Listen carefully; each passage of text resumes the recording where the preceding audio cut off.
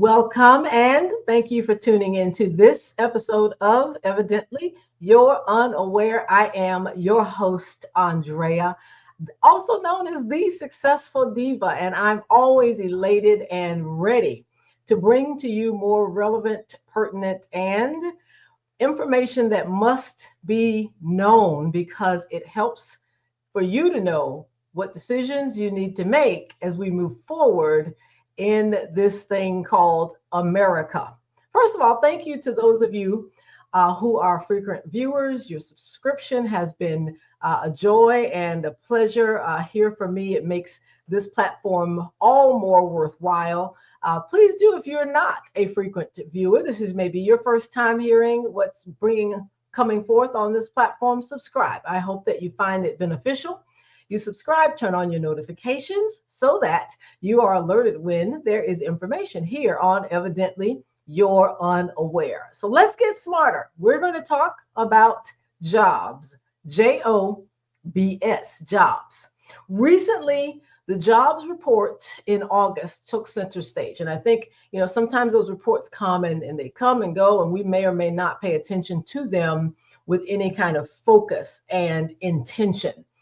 So I'm not blaming you if you missed it. But today I want to really, really elevate your awareness on what's behind those numbers, because with all the chaos and disruption and distractions and the little shiny carrots, that get tossed out of the window, from this current administration, it's easy to miss certain things because they want you to look over here when you really need to look over here. And so I'm going to drill in behind that August 2025 jobs report. It was well below forecast. Let me just start with that. U.S. economy added only 22,000 jobs. Let me say that again. The United States of America added only 22,000 jobs in the month of August 2025. The unemployment rate rose to 4.3%, representing its highest point since October of 2021. And so the report doesn't just give you, what, is most recent. It also sometimes goes back and makes adjustments. It gives you kind of that flush. And so that the August report also realigned some downward revisions to June's data. And June's data ended up showing a net loss of jobs, 13,000, a net loss of 13,000.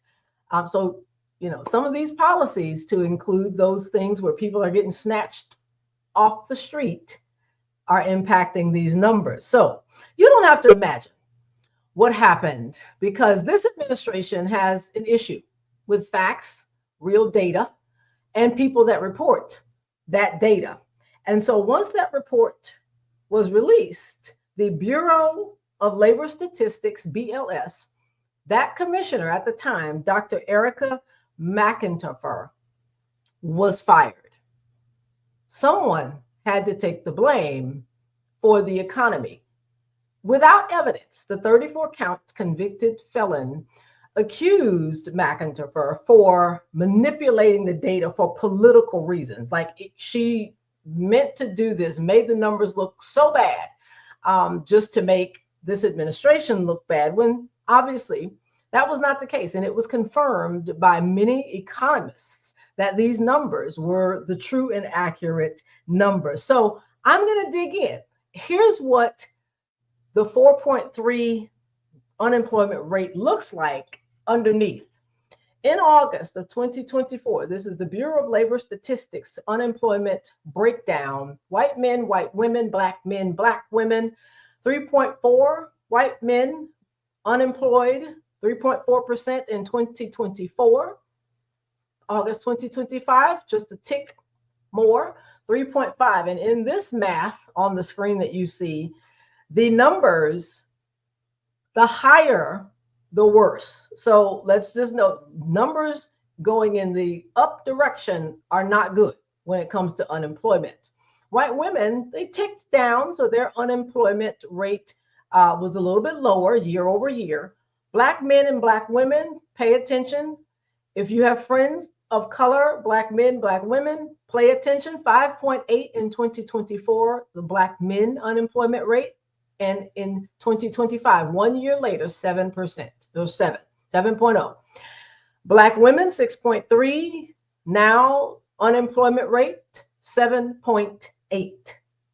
After reviewing this new data on unemployment, that's the labor market conditions, we also had a cost of living year over year, 2.9% higher. Things are more expensive. Let's not sugarcoat that.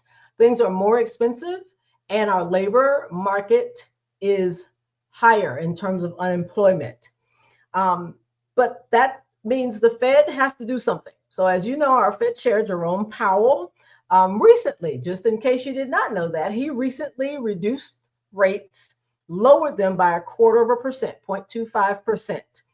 Now, however, with tariffs, the immigration policy, and the fiscal uncertainty, when you mesh all of those things together, the remainder of 2025 is far from certain.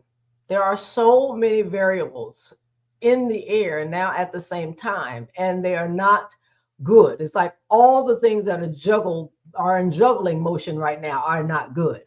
And so we have a little bit of uncertainty on our hands. And so that's where I want your attention to be. And if you're in these positions, I hope by the time I finish that we give you some solutions to how you can offset what is now a reality in America.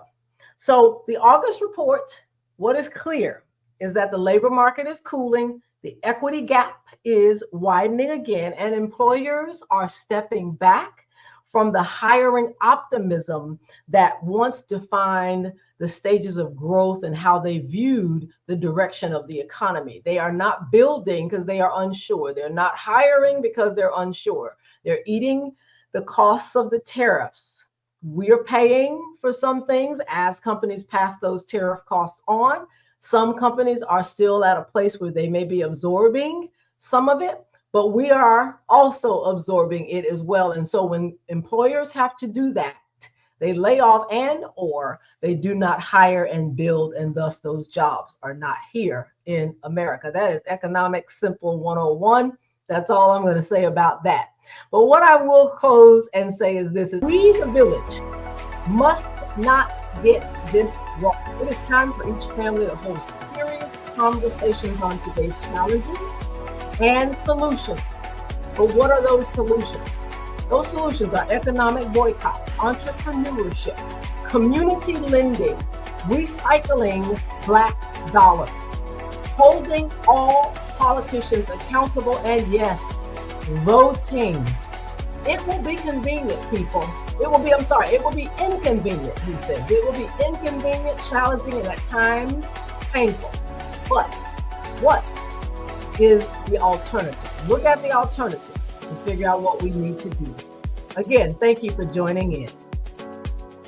Evidently, You're Unaware is a platform dedicated to shining light upon various issues, topics, circumstances, and people who influence our lives. The information provided should not be considered advice for legal, health, investments, or the endorsement of an individual or group. Neither the host nor the guest of Evidently, You're Unaware is responsible for any losses, damages, or liabilities that may arise from using the information shared within this podcast. All rights reserved. Copyright 2025. Evidently, You're Unaware.